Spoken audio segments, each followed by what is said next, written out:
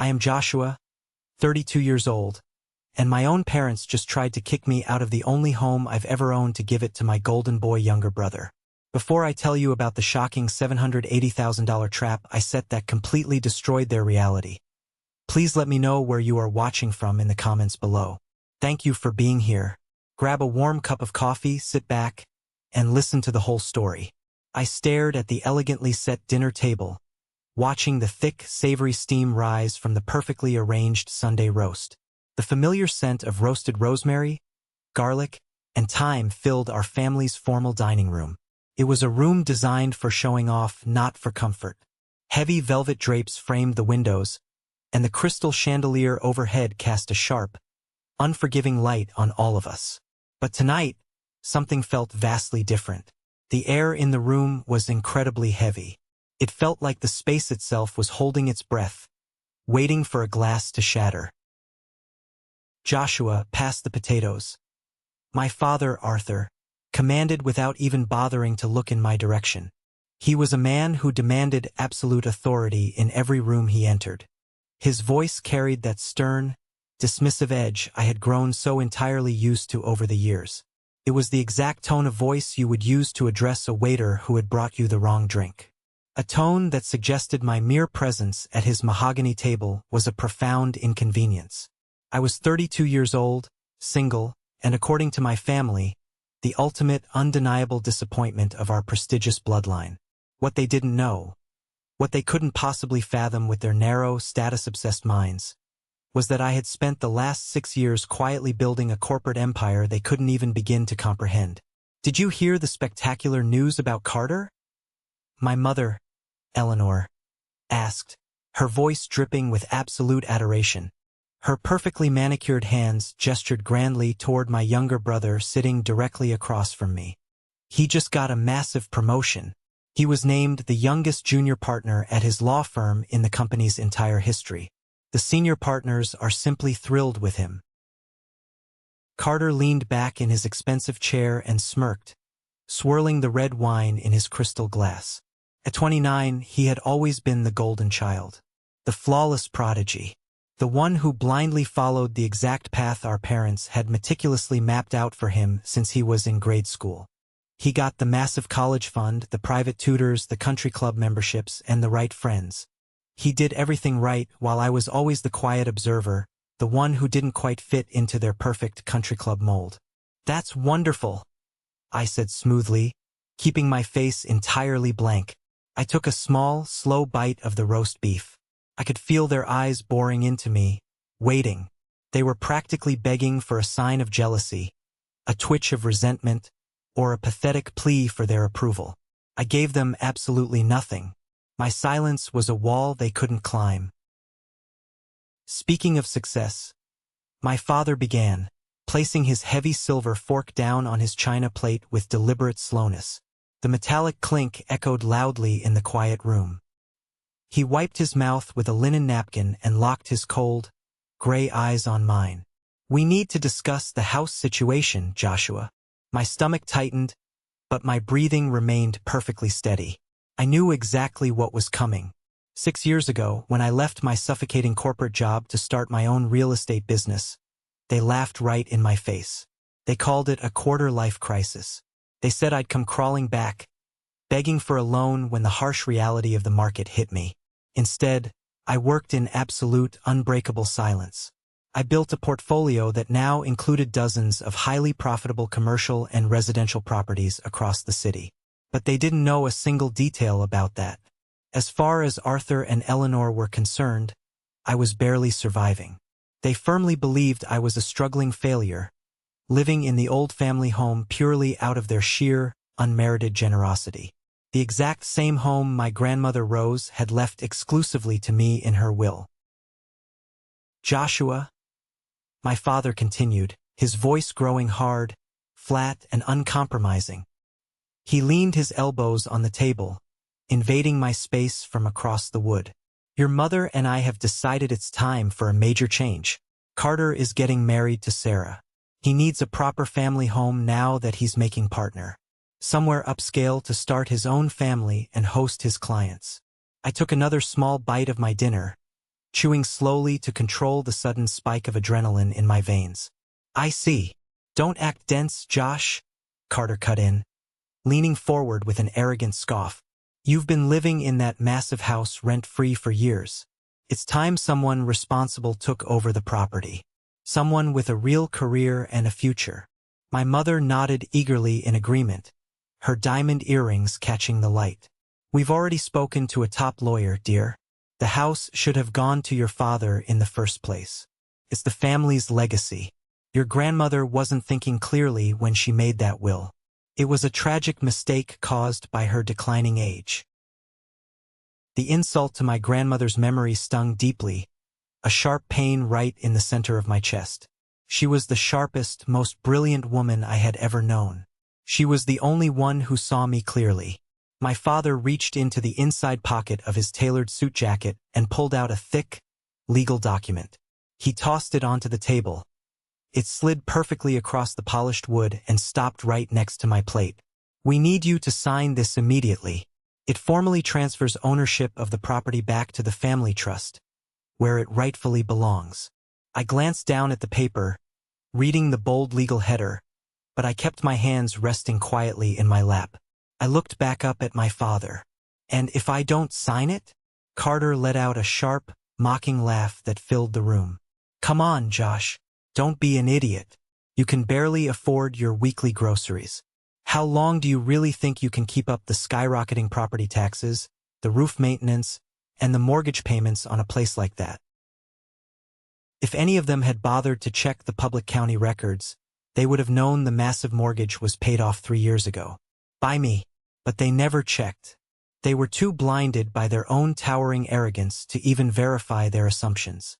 We're being incredibly generous, Joshua, my mother added, her voice dripping with fake, sickening pity.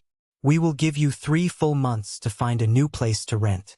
Maybe that little, rundown apartment complex on the east side. The one where your old yard guy lives. I felt my jaw clench. The house belongs to me, I said evenly, keeping my voice dangerously low.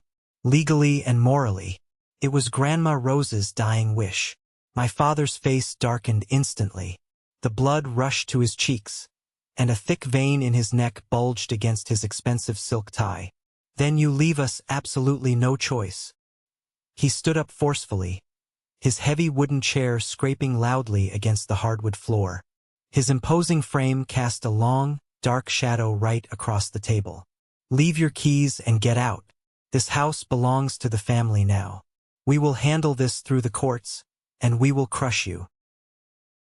I looked at each of them, taking a mental photograph of this exact moment. My father, rigid with a false sense of absolute authority. My mother, her lips pursed in deep, unwavering judgment. Carter, practically glowing with the unearned victory of a spoiled child getting exactly what he wanted. Slowly, deliberately, I reached into the front pocket of my trousers.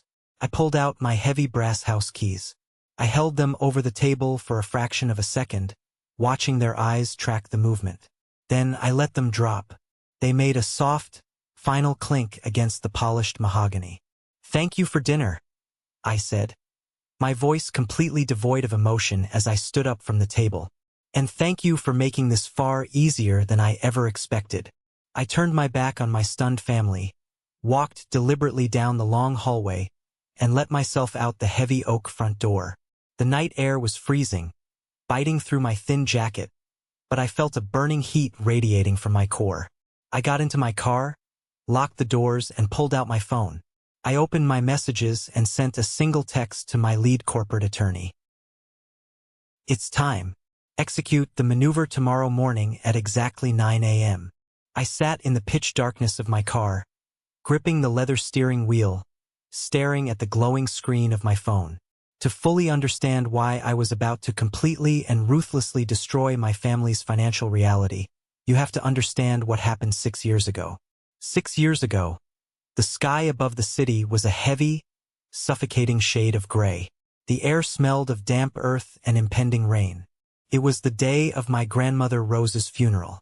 She was the undisputed matriarch of our family, a woman of razor-sharp wit, deep compassion, and even sharper business sense. While my parents worshipped empty social status and country club gossip, Grandma Rose valued true grit. She was a self-made woman who had survived the harshest economic downturns. And she was the only person in the world who ever looked past my quiet, introverted nature and saw a burning potential. The suffocating tension in the family started right after they lowered her casket into the ground. It erupted during the formal reading of her will. We were all gathered tightly in the dark, mahogany-paneled office of her estate attorney downtown. The air conditioning hummed loudly in the background. My father sat tall and rigid in his leather wingback chair, practically already counting the assets in his head. He fully expected to inherit everything. He was the eldest son, the polished face of the Williams family. He believed it was his birthright. But Grandma Rose always had a profound sense of poetic justice, even from beyond the grave. When the elderly lawyer cleared his throat, adjusted his reading glasses, and reached the specific clause about her primary estate, the sprawling, historic, multi-million-dollar house in the Heights district, the entire room went dead, terrifyingly silent. I leave the primary estate, its grounds, and all its original contents in their entirety to my grandson Joshua Williams. The lawyer read, his voice steady and formal. My father gripped the padded armrests of his chair so hard I saw his knuckles instantly turn a stark, bone white. "Excuse me?" he snapped, his voice cracking like a whip across the silent room. "There must be a massive clerical mistake. Joshua is 26 years old.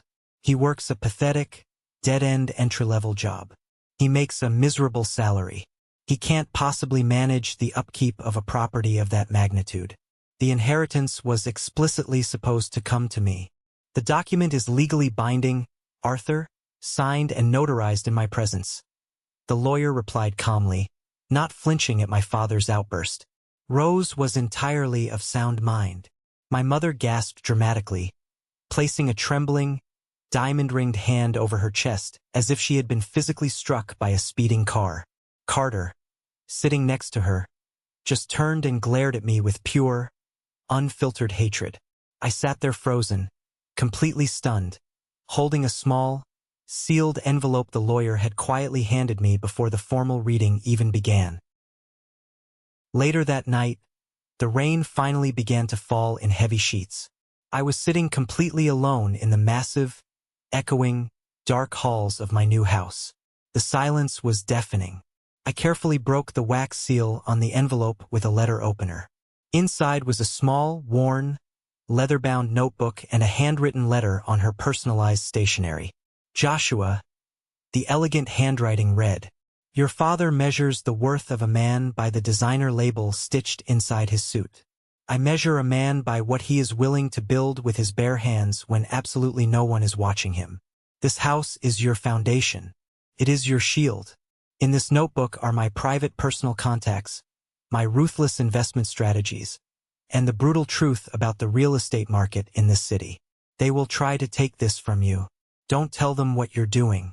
Let them underestimate you. Use their arrogance against them. Silence is the ultimate strategy."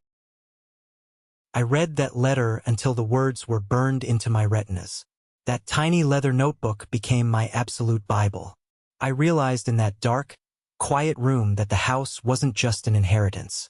It was a test of my character. And I swore to myself right then and there that I was going to pass it no matter what it took. Exactly 2 weeks after the funeral, I put on my cheap suit, walked straight into my regional manager's office at the corporate logistics firm where I worked, and handed in my formal letter of resignation. The steady but pathetic salary wasn't worth crushing my soul anymore. I needed time. I needed complete freedom to study the volatile housing market. When I made the mistake of telling my parents I had quit, they were absolutely furious. "You are throwing your entire life away," my father yelled over the phone, his voice distorted by rage. "You have no ambition, Joshua. None. You're going to lose that beautiful house to foreclosure in less than a year. And let me make this perfectly clear. I will not bail you out when you come crying to me." I didn't argue. I didn't defend myself. I just quietly pressed the red button and hung up the phone. I started spending my days driving my beat-up sedan around the most run-down, forgotten, and distressed parts of the city. I was looking for abandoned properties, foreclosures, places the banks had written off as total losses. I had a little bit of savings, but nowhere near enough to hire a professional, full-scale construction crew. That's exactly when I ran into Samuel. Samuel had been our family's loyal groundskeeper and trusted handyman for 15 solid years. A few months prior to Grandma Rose's passing, my father had brutally fired him over a minor, completely fabricated misunderstanding about a landscaping bill. It was ruthless, unfair, and a pure power trip on my father's part. I found Samuel working a grueling minimum-wage graveyard shift at a massive corporate hardware store. He looked exhausted. I waited until his shift ended, bought him a large cup of black coffee at a diner across the street, and laid out my crazy plan. I told him I had found a foreclosed, rotting, fire-damaged duplex on the far east side of the city. It was incredibly cheap, practically being given away by the bank, but it needed massive, back-breaking structural work. Samuel, I have just enough capital to buy the deed outright and purchase the raw materials. I told him, looking him straight in the eyes. If you provide the skilled labor, the expertise, and teach me how to swing the hammer, we split the net profits 50-50 when we flip it. Samuel stared at me over the rim of his steaming coffee mug. His heavily calloused, weathered face slowly broke into a wide, genuine smile. You're a hell of a lot like your grandmother, kid. You've got a deal. For the next 8 grueling months, I lived a brutal double life. By day, I was in a cheap suit, relentlessly pitching to low-tier private lenders, aggressively structuring high-interest bridge loans, and studying complex municipal zoning laws until my eyes bled. By night and on the weekends, I was covered from head to toe in toxic drywall dust, wet paint and grime, working side by side with Samuel. We tore out rotten, termite-infested wood, desperately fixed burst plumbing pipes, and slowly brought that dead, ugly building back to vibrant life. When we finally put it on the market and sold it, the profit margin was absolutely staggering. But we didn't spend a single dime of it on ourselves. No new cars, no expensive dinners. We ruthlessly rolled every single penny of profit directly into purchasing the next distressed property. Then the next, and the next. Samuel wasn't just my hired contractor anymore. He was my trusted business partner. But to my arrogant family, I was still just the pathetic, unemployed loser aimlessly wandering around the halls of Grandma's empty house. While I was out there covered in sawdust, bleeding from scraped knuckles, Carter was shining blindingly bright under the family's glowing spotlight. He graduated near the absolute top of his class in law school. My parents, desperate to show off their golden child to their wealthy friends, threw a massive, obscenely expensive catered party at the elite local country club to celebrate his achievement. I attended out of a misplaced sense of obligation, wearing a decent but clearly older suit that I had bought off the rack years ago. The moment I walked through the heavy glass doors into the ballroom, my Aunt Clara cornered me. Clara was my mother's older sister, a bitter woman who treated malicious gossip like a highly competitive Olympic sport. "Oh, Joshua," she sighed dramatically, gripping my arm and giving me a highly patronizing pat on the shoulder. "Still living all alone in that big, dusty, empty house? Such a terrible shame. Look at your brother Carter. He is going to be a senior partner before he hits 30. Your poor mother worries about you constantly, you know. She wonders how you even afford to buy groceries without a salary." Aunt Clara then seamlessly pivoted, eager to spill more poison. "And speaking of disasters, did you hear about the messy divorce and custody battle the Henderson family is going through? Absolute nightmare. At least our family has Carter to uphold our reputation." I smiled politely, a completely fake, practiced smile, and gently removed her claw-like hand from my arm. "Excuse me, Aunt Clara. I need to get a drink." When it was finally time to sit down for the lavish 5-course dinner, I walked around the room looking for my place card. It wasn't at the main family table near the front stage. It wasn't even at the secondary table with the extended relatives. They had deliberately seated me at the very back of the massive room, right near the swinging kitchen doors, at a cramped table mostly occupied by the hired event planners and the backup photographer. I sat there in the shadows, watching from a distance as my father proudly stood up, tapped his crystal glass with a spoon, and raised a glass of expensive vintage champagne.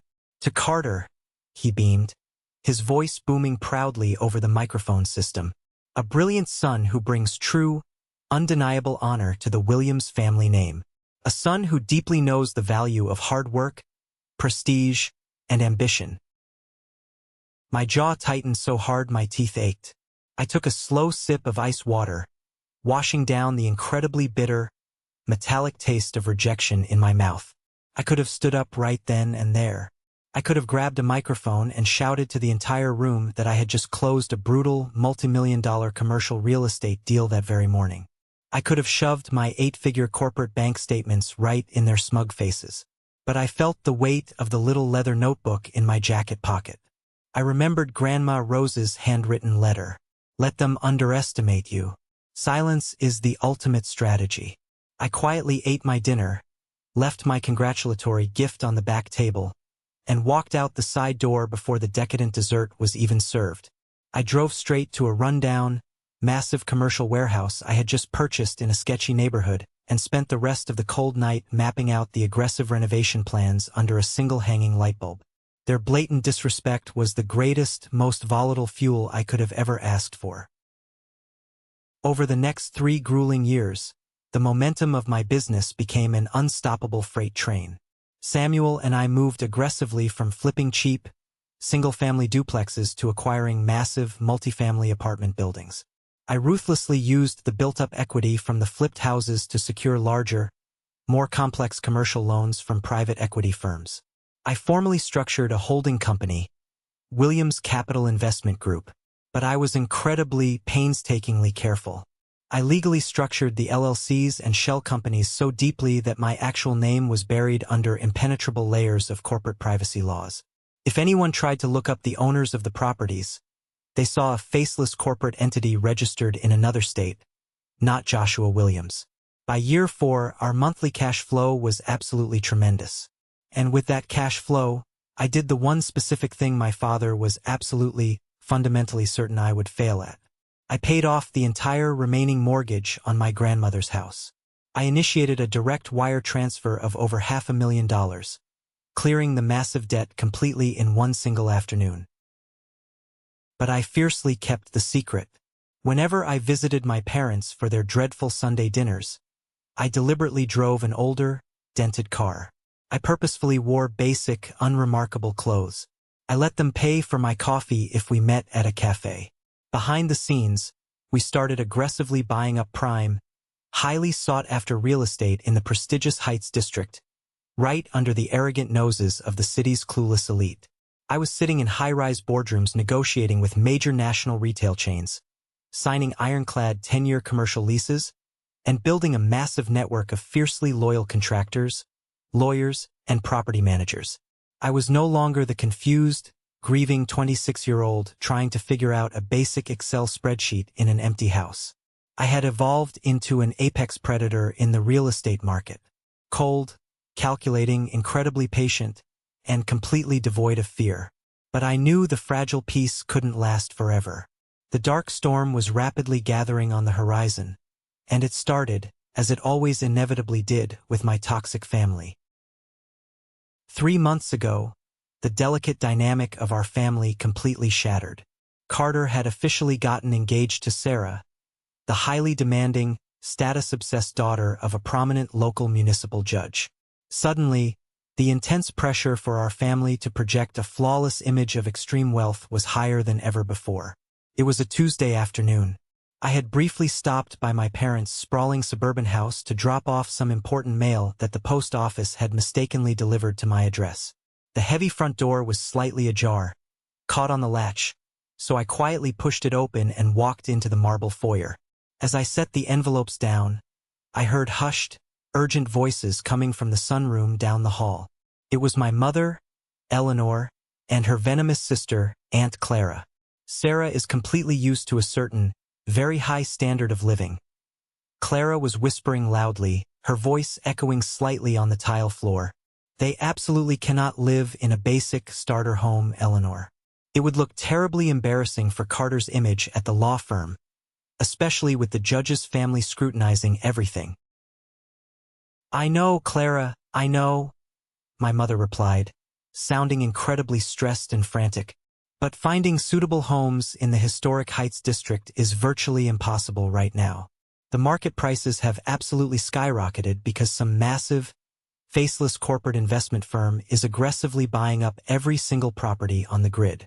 I leaned my back flat against the cold hallway wall, remaining perfectly, breathlessly still. That massive, faceless corporate firm driving up the market prices was me. I was the ghost haunting their real estate dreams. Well, Clara said smoothly, her voice taking on a dark, conspiratorial tone. There is one very specific house in the Heights. A very large, beautiful, historic house currently occupied by someone who isn't doing a single productive thing with his pathetic life. A cold, sharp spike of pure adrenaline hit the center of my chest. Arthur and I have already talked about it late last night, my mother admitted, her voice dropping to a harsh whisper. We're scheduling a meeting with a high-powered estate lawyer next week. We think we can successfully challenge Rose's will in court. We'll claim she wasn't of sound mind, that she had dementia. If we can legally break the trust, the house automatically reverts to Arthur as the eldest son, and we can just legally evict Joshua with a 30-day notice. I completely stopped breathing. My own mother, the woman who gave birth to me. They were literally, systematically plotting to rip the very roof over my head, to destroy my grandmother's dying wish, just to impress Carter's incredibly spoiled new fiancé and protect their fragile social standing. The last, lingering, desperate shred of familial loyalty I had held onto for my entire life instantly vaporized. It burned away into cold, hard ash in that very second. I didn't storm into the room. I didn't scream.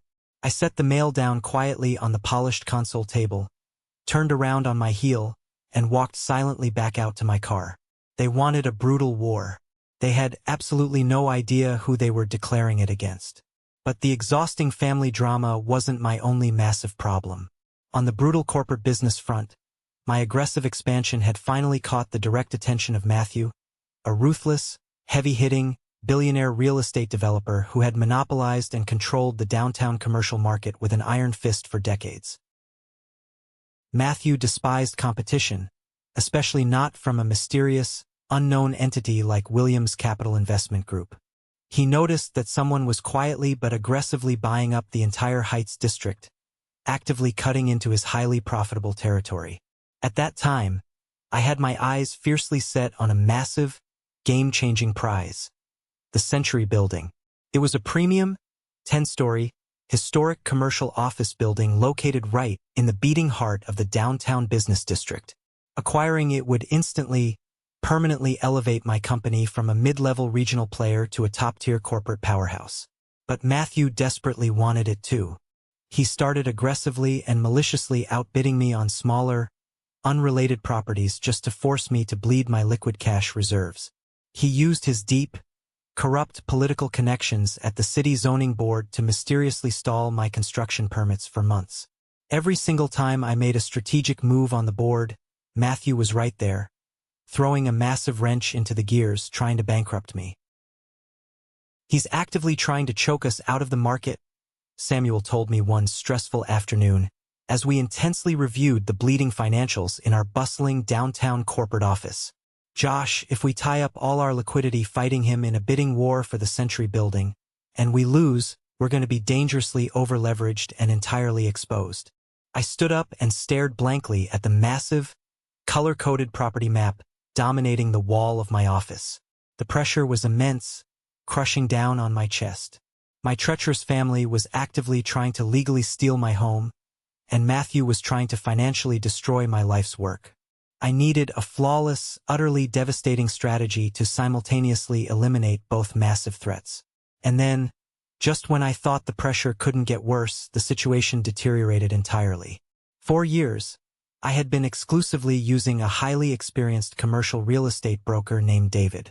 I genuinely trusted him, I had confided deeply in him about my absolute maximum financial bidding limit for the upcoming Century Building auction. One rainy evening, I was having a quiet, solitary dinner at an exclusive, dimly lit steakhouse downtown. I got up and walked toward the back hallway to use the restroom. As I passed a row of private VIP dining rooms, I glanced through the slightly cracked wooden door of one of them, and my heart stopped. David and Matthew, sitting together at a private table, laughing, sharing a $3,000 bottle of vintage wine. I instantly slipped into the dark shadows of the hallway, holding my breath, and listened intently. I'm telling you, Matt, he's going to completely max out at exactly $12 million in cash for the Century Building. David was telling Matthew, laughing softly, swishing the wine in his glass. If you aggressively bid 12.5, you'll lock his company out completely. He physically does not have the liquid cash flow to go a single dollar higher without defaulting. My blood instantly turned to freezing ice. David, my trusted broker, had completely sold me out for a quick, dirty payout from my worst enemy. I didn't storm in. I didn't flip the table. I walked calmly back to my table, paid my exorbitant bill in cash, and left the restaurant. I realized right then, gripping the steering wheel of my car in the rain, that David's disgusting betrayal wasn't a catastrophic disaster. It was a golden, incredible opportunity. I could weaponize my traitor. Early the very next morning, I called David into my corner office. I smiled warmly, poured him a cup of premium coffee, and looked him dead in his lying eyes.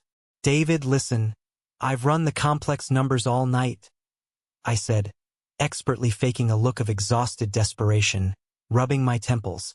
I'm officially dropping my pursuit of the Century Building. It's too risky.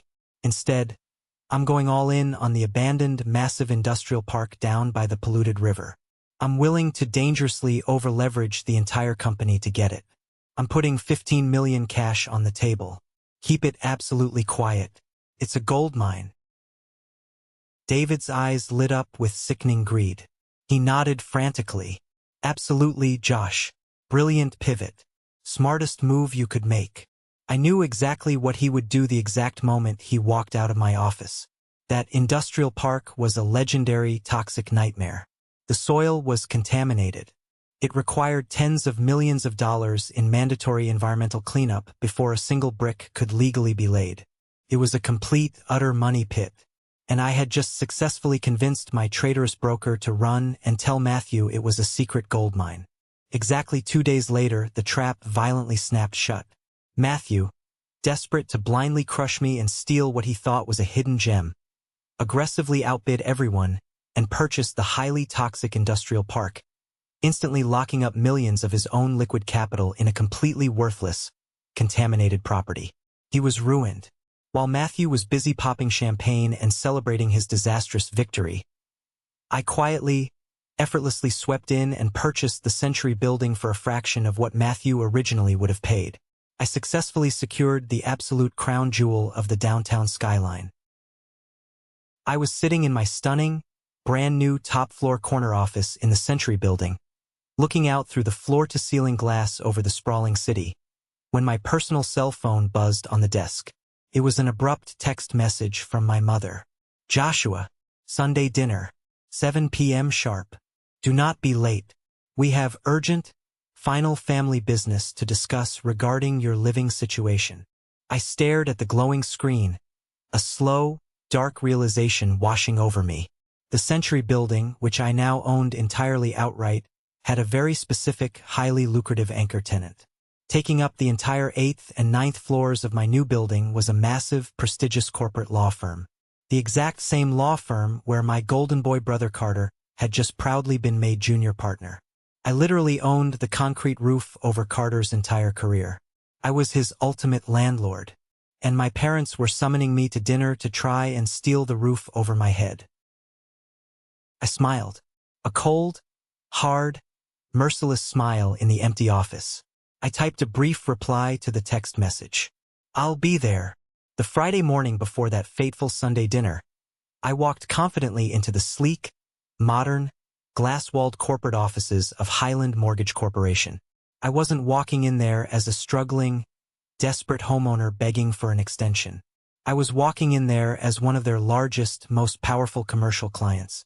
I bypassed the front desk completely and sat down heavily in the plush leather chairs of Julian's office. Julian was the senior vice president of commercial lending, a man who understood power better than anyone. Joshua, Julian smiled broadly, standing up and shaking my hand firmly across his massive desk. Congratulations on the Century Building acquisition.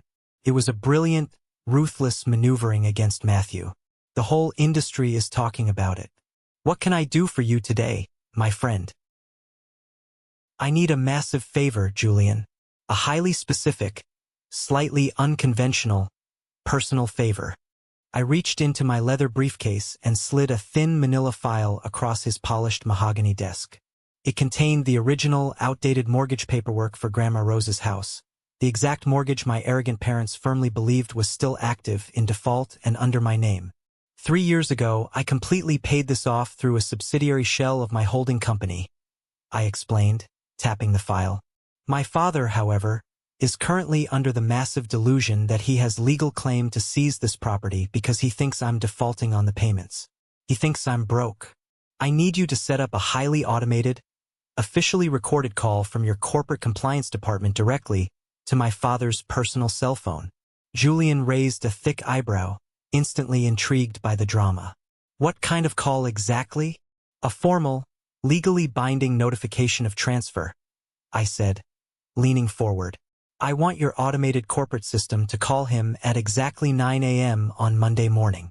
I want it to clearly inform him that the $780,000 mortgage on the property has been fully satisfied and the absolute deed is permanently, legally transferred to Williams Capital Investment Group. Julian quickly read through the documents in the file. He let out a low, impressed whistle. They have absolutely no idea you own Williams Capital, do they? They have no idea about anything in my life, I said softly, the anger simmering just below my surface. Julian leaned back heavily in his expensive leather chair and grinned like a shark. I absolutely love the drama of real estate. Consider it done, Joshua. 9 a.m. sharp on Monday. And that brings us right back to Sunday night.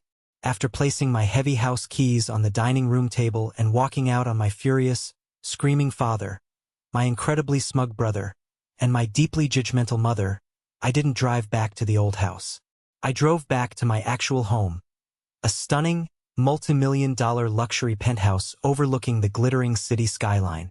I walked into my massive home office, turned on the single warm desk lamp, poured myself a neat glass of expensive, aged bourbon, and sat down in the silence. My phone vibrated on the glass desk. A text from Samuel. Everything is prepped. The aggressive new commercial lease agreements for the Century Building are sitting on your desk. The formal residential eviction warnings for your parents are fully drafted by the legal team. Ready for war, boss. I picked up the phone and replied, "See you at the office at 8:30 a.m. I stood up and walked over to the massive floor-to-ceiling windows, looking down at the endless grid of city lights below me. I thought deeply about the brutal years of insults, the cruel, hushed whispers at family holiday gatherings, the blatant, unashamed disrespect they had shown me since I was a child. They firmly thought they had backed a helpless, pathetic loser into an inescapable corner. They thought they had finally won. Tomorrow morning, they were going to brutally wake up in a terrifying world where I held absolutely every single card in the deck. I took a slow sip of the burning bourbon, feeling the heat spread through my chest, chasing away the cold ghosts of my past. At exactly 9 a.m., the bomb was going to drop, and I was going to be sitting right there in the front row, watching the absolute destruction of their perfectly curated, arrogant reality. Monday morning arrived with a bright, harsh sunlight that cut straight through the tall windows of Grandma Rose's house. I sat behind the heavy oak desk in the main study. The antique grandfather clock in the hallway ticked loudly. It was exactly 8:45 a.m. I had driven over from my penthouse at dawn to prepare for this specific encounter. I wore a perfectly tailored charcoal suit, the kind my father always claimed I could never afford.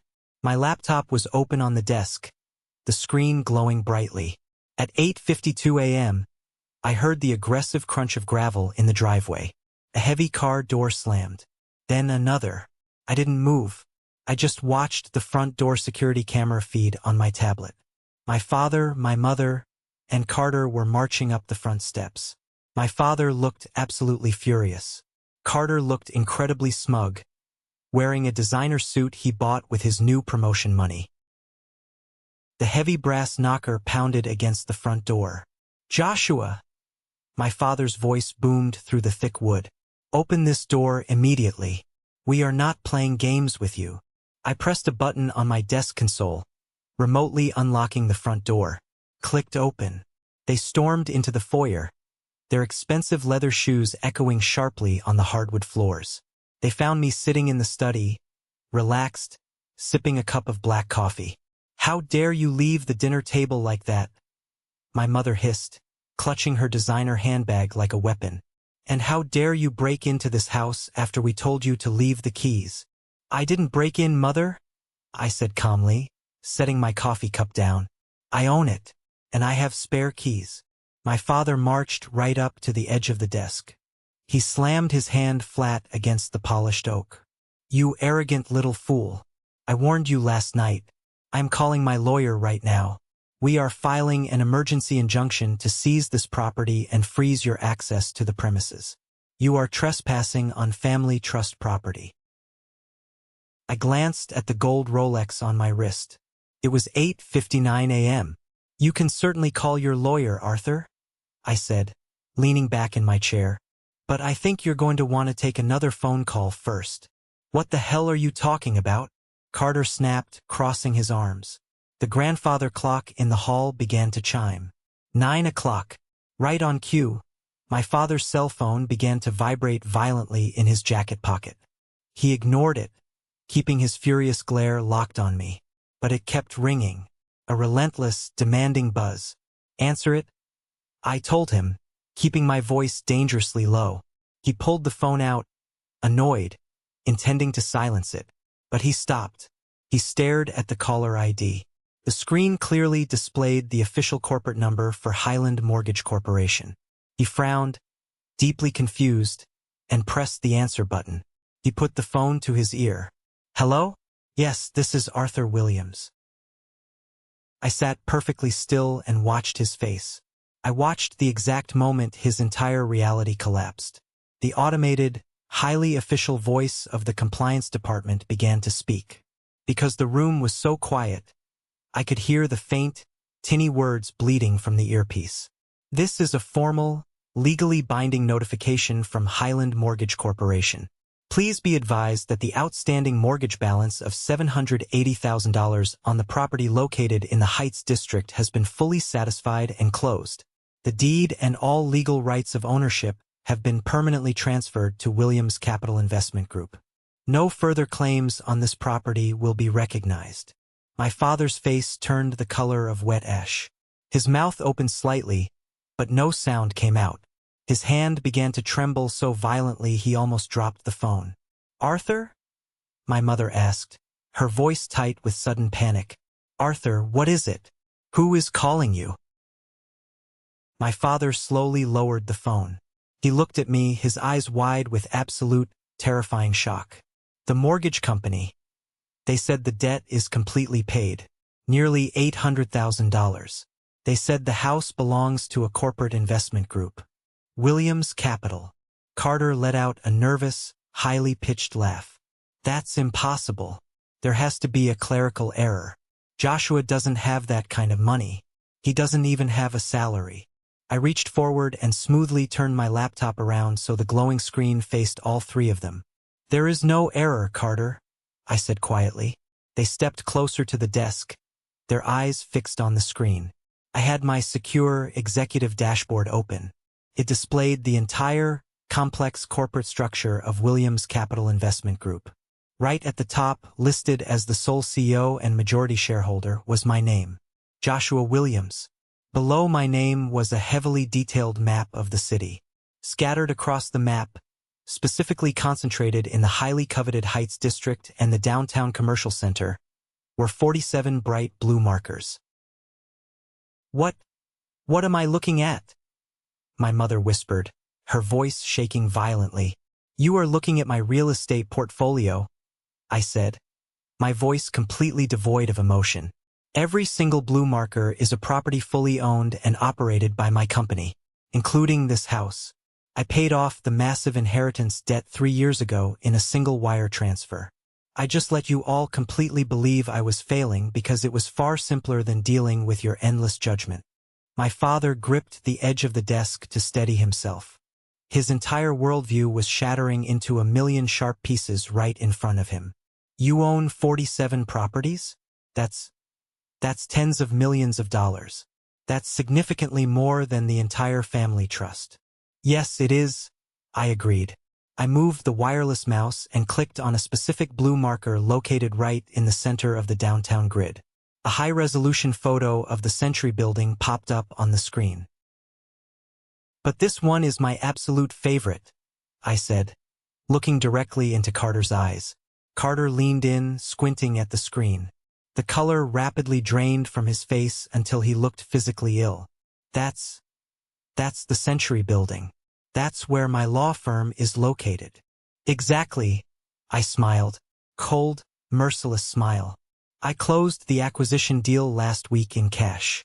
I bought the building through a subsidiary shell company, which means, Carter, that your prestigious law firm, the one that just gave you that massive, highly celebrated promotion, rents their entire top-floor office space directly from me. Your firm's massive monthly rent payments literally fund my new acquisitions. Carter looked like he had been struck in the chest with a sledgehammer. He stumbled backward, bumping into a leather armchair. The arrogant, golden boy sneer was completely wiped from his face, replaced by pure, unadulterated horror.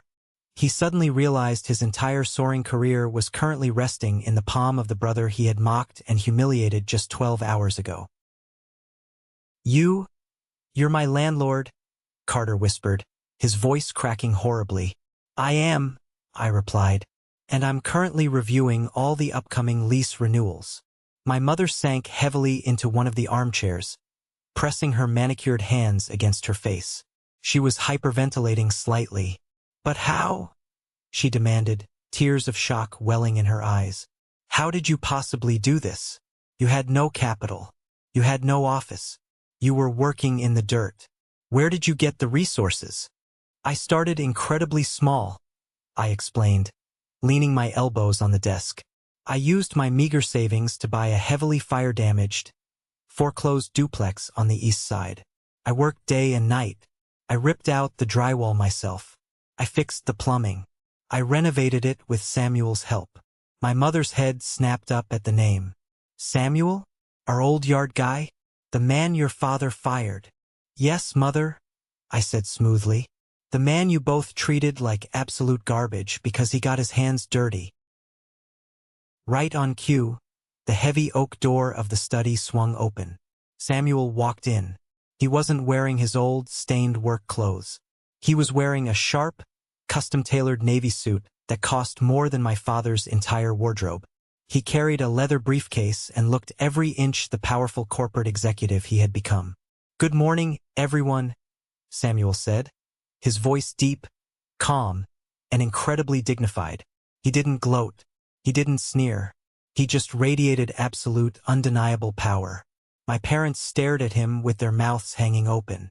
They were looking at a ghost they thought they had crushed. Samuel is not my yard guy, I told them, my voice ringing clearly in the quiet room. He is my highly trusted business partner. He currently owns 15% of Williams Capital. His personal net worth dwarfs our entire family's generational wealth, and he earned every single penny of it with his bare hands. My mother looked like she wanted the floor to swallow her whole. The absolute humiliation of realizing that the working-class man she had openly despised was now vastly more successful and powerful than her own husband was a psychological blow she couldn't process. Samuel walked over to the desk, opened his briefcase, and pulled out 3 thick, legal folders. He set them precisely on the edge of the desk, right in front of my father. This is the moment that changes everything, the moment I finally took back control of my life. Thank you so much for your patience and for staying with me until now. You've been amazing. Please give this video a like and comment one below to let me know you've made it this far. Not only does this help more people find this story, but it also lets me know that my experiences truly mean something to someone. Your support is my greatest motivation to keep sharing the rest of this journey. What are these? My father asked, his voice completely broken, pointing a shaking finger at the folders. Those are formal, highly aggressive commercial lease agreements, I said, gesturing to the documents. We are officially running a business, Arthur. Business is business, isn't it? That's the cold, hard lesson you constantly tried to drill into my head when I was growing up. I opened the first folder and slid it toward Carter. Carter, this is the massive rent increase notification and the strict new lease terms for your law firm's office space. Since I now own the Century building, I have drastically reevaluated the current market rates. The rent is going up exponentially. You have until this Friday at 5 p.m. to have your senior partners sign this agreement. Carter stared at the paper, his hands trembling. Josh, if I take this to the senior partners, they'll be furious. A rent hike like this could destroy my promotion. They might even try to terminate the firm's lease. That is entirely your problem, Carter, I said coldly. If they refuse to sign by Friday, I already have 3 competing corporate law firms actively bidding on that premium top-floor space. I will serve your firm with a 30-day eviction notice on Monday morning. I then opened the second folder and slid it toward my father. And Arthur, I said, dropping the informal dad. This is a formal, legally binding cease and desist order drafted by my corporate attorneys. It explicitly bars you, Mother, and Carter from ever setting foot on this property, or any property owned by Williams Capital, without my express written permission. If you attempt to challenge Grandma Rose's will, my legal team will bury you in so much aggressive litigation that you will go completely bankrupt paying the legal fees. My father stared blindly at the legal documents. He looked 20 years older than he had when he walked through the front door. All of his bluster, his incredible arrogance, his desperate need to control everyone around him, it was completely gone, shattered into dust. You charge your own flesh and blood market rate rent? My mother asked, her voice cracking with tears. You threaten your own father with a lawsuit? The exact same way you were eagerly ready to make me completely homeless yesterday, I replied, my voice hard as steel. You gave me 3 months to pack my bags. I'm giving you until Friday to sign the papers. I'd say I'm being incredibly generous. A suffocating, heavy silence fell over the study. The grandfather clock ticked loudly in the background. Years of cruel assumptions, dismissive sneers, and quiet, toxic condescension had all been completely violently shattered in a single, devastating morning. My father was the very first one to move. He slowly reached out with a trembling hand and picked up his copy of the legal documents. He didn't argue. He didn't threaten to call his lawyer again. He simply folded the papers and held them tightly against his chest. What do you actually want from us, Joshua? He asked, his voice a hoarse, defeated whisper. I want absolute respect, I said simply, holding his gaze without blinking. Not as your son. You have made your feelings incredibly, painfully clear on that front for my entire life. I want respect as a ruthless businessman who built something substantial, something incredibly real, right under your arrogant nose. My father nodded slowly. The fight had completely drained out of him. He looked at Samuel, gave a small, humiliating nod of surrender, and turned toward the door. My mother followed him, wiping her tears furiously with a tissue. She didn't look at me. She couldn't. Carter was the last one to leave. He stood by the leather chair, clutching the commercial lease agreement that held the fate of his entire career. He looked at me, his eyes wide with a mixture of absolute terror and sudden, profound realization. As my father reached the doorway of the study, he paused. He looked back over his shoulder. Did you know all this time? My mother whispered to him, her voice echoing in the hall. Did you have any idea what he was doing? No, my father replied, sounding completely hollow. We never really looked at him, Eleanor. We never really saw him. They walked out the front door, the heavy wood closing behind them with a soft, final click. I sat back down in my leather chair and let out a long, heavy breath. Samuel walked over to the side table and poured us both a cup of black coffee. He handed me a mug. "They finally see you now," Samuel said quietly, taking a sip. I nodded, staring out the window at their luxury car slowly pulling out of my driveway. "They see the power, Samuel. They don't see me yet, but maybe now they'll finally start looking." 1 full month after the massive confrontation in my study, the dust had finally started to settle. I was standing at the massive glass window of my newly opened corporate headquarters in downtown Chicago. I had moved my main operations to the top floor of the Morrison building, another massive recent acquisition that offered a stunning, panoramic view of the entire city skyline I had slowly been reshaping. The dynamic of my family had completely fractured and shifted. My mother had taken to calling me almost daily. She constantly oscillated between highly apologetic reminiscence and thinly veiled, desperate attempts to understand my sudden, massive wealth. I kept the conversations extremely brief and professional. My father had retreated into a deep, stoic silence. He signed the legal cease and desist agreements without a single word of protest and mailed them back to my legal department. But Carter had been highly suspiciously quiet. My desk phone buzzed. It was Chloe, my sharp, incredibly efficient executive assistant. "Mr. Williams," Chloe's voice came through the speaker. "Your brother, Carter, is waiting in the lobby. He doesn't have an appointment, but he says it is extremely urgent." I frowned, looking out at the city. The firm Carter worked for had signed the aggressive new lease agreement a few weeks ago, drastically increasing their rent.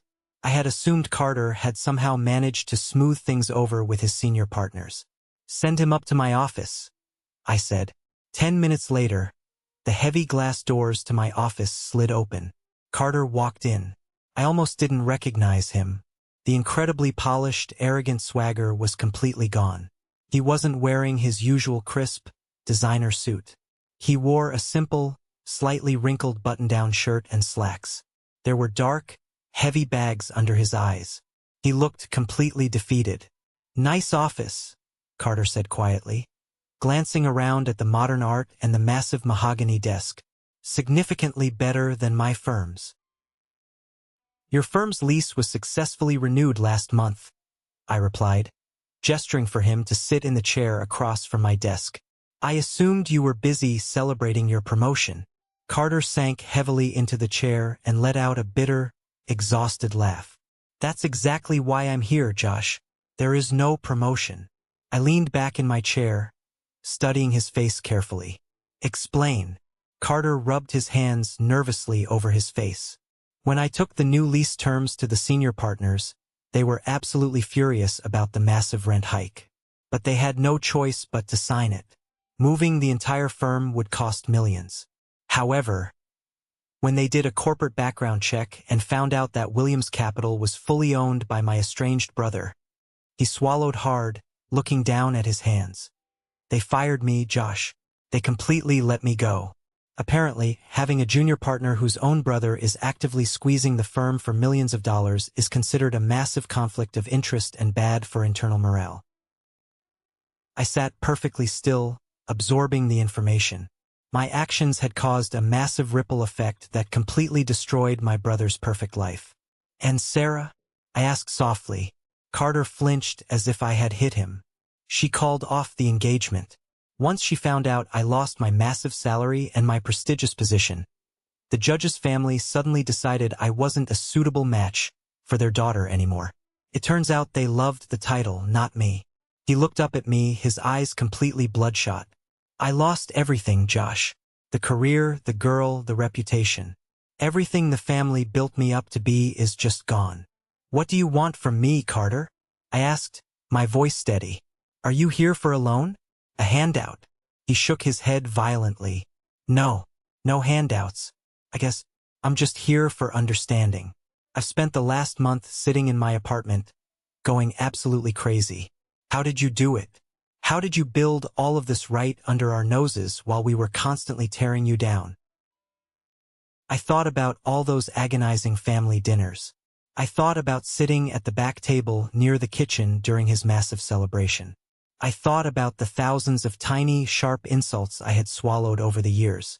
I learned directly from Grandma Rose, I said finally. I didn't just learn about real estate metrics. I learned about brutal patience. I learned about letting arrogant people underestimate you while you quietly build something undeniable.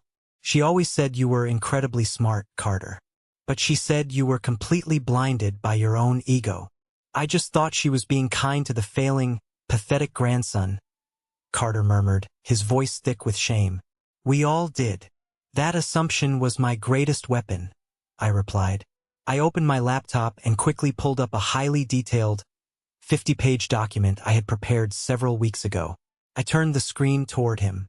Your former law firm isn't failing financially just because of my rent increase, Carter. I told him, tapping the screen. It's slowly failing because their entire corporate business model is completely outdated. Their client acquisition strategy is incredibly weak, and their market analysis is surface-level garbage. Carter blinked, leaning forward to look at the complex data. How do you possibly know all this about my firm? Because I've been ruthlessly studying them for years, I said simply. Just like I study every single tenant, every competitor, and every potential weakness in the market. Carter stared at the screen, his sharp lawyer's mind quickly processing the data. This is a flawless, highly aggressive preliminary analysis of exactly where they are bleeding capital. You've mapped out exactly how to fix their entire operational structure. He looked up at me, incredibly confused. Why are you showing me this? I don't work there anymore. Because I am officially offering you a job, I said. The absolute shock on his face was comical. He actually stopped breathing for a second. You want me to work for you? I want you to work with me, I corrected him calmly. As an equal partner on the legal side of the corporate business. I am aggressively expanding Williams Capital into 3 new state markets next quarter. I need a brilliant, ruthless lawyer to head our entire legal department. Someone who knows how to navigate complex corporate zoning and aggressive acquisitions. I pulled a thick, printed contract out of my desk drawer and slid it across the table to him. But you need to understand something right now, Carter, I said, my voice turning incredibly hard. This is not about family charity. This is purely business. You will earn your place in this company, or I will brutally fire you myself, just like anyone else. He stared down at the employment contract. His hands were shaking. Does Father know about this incredible offer? Arthur doesn't make my business decisions anymore, I replied coldly. Neither does Eleanor. That is the very first lesson you will need to rapidly learn if you accept this position. Carter picked up the contract, his eyes quickly scanning the legal clauses. His sharp instincts hadn't completely abandoned him. The base salary is 30% less than I was making at the firm. The base salary is, I agreed, nodding. But look at page 4. The equity compensation package is significantly higher. Another brutal lesson, Carter. Build actual ownership, not just a fleeting income. A small, genuine smile tugged at the corner of his mouth. The first real smile I had seen from him in years. Grandma Rose taught you that too, didn't she? Among many other things, I said, standing up and walking back to the massive window.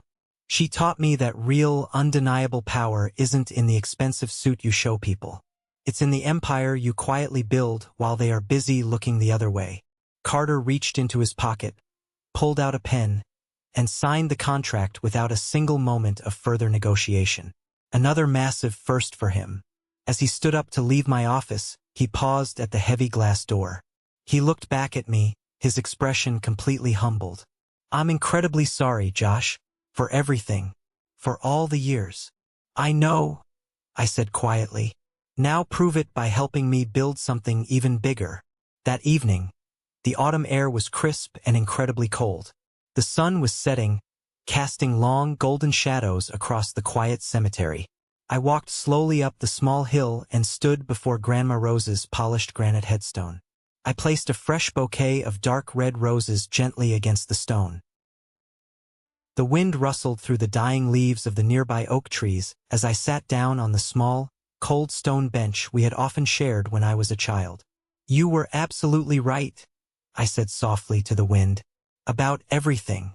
About letting them believe whatever they wanted while I aggressively built exactly what I needed. About brutal patience being infinitely more powerful than loud pride." I told her quietly about the massive corporate expansion plans. I told her about humbling Carter and bringing him into the fold. I told her about the unstoppable empire that had aggressively grown from the tiny seed of her initial handwritten lessons.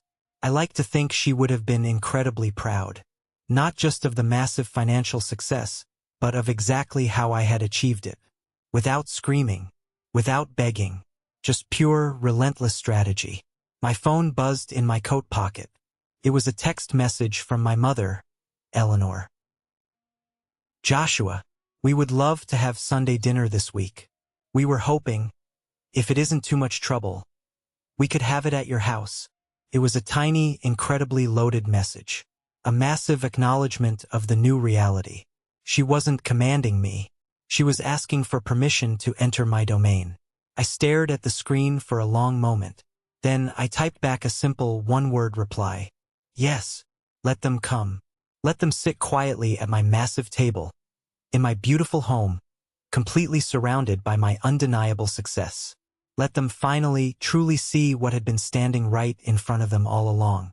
A man who took their toxic underestimation and forged it into an unbreakable empire.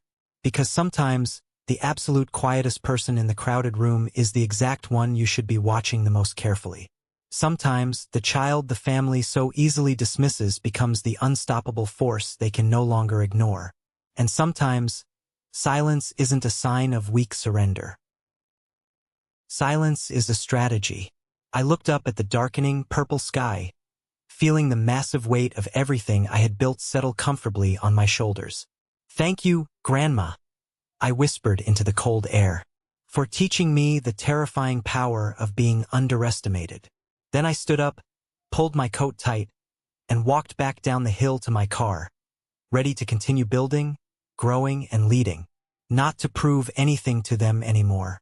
Never again for them, but purely for myself. Because I wasn't just the disappointment Joshua anymore. I was the CEO of an unstoppable real estate empire, the absolute owner of half the city's prime skyline, and living, breathing proof that the greatest revenge isn't in the angry words you scream. It's in the massive empire you quietly build while they aren't looking. Thank you for sticking around and listening to my story. It's been a long, exhausting journey, but sharing it with you all makes it feel like it was meant to happen for a reason. I hope this resonated with you in some way, especially if you've ever felt undervalued by the people who are supposed to support you the most. Have you ever found yourself in a similar situation, where you had to quietly build your strength while everyone else doubted you? Let me know down in the comments. I read every single one. If you made it all the way to this exact moment, you belong to the 1% Club. Do me a huge favor and comment the letter W below. W stands for winner. That's my secret sign to recognize the absolute winners. The amazing people who have the patience and dedication to see a story through to the very end. If you enjoyed this, please hit that like button and follow the channel so we can stay connected for the next story. Keep building your empire in silence, and I'll see you in the next video.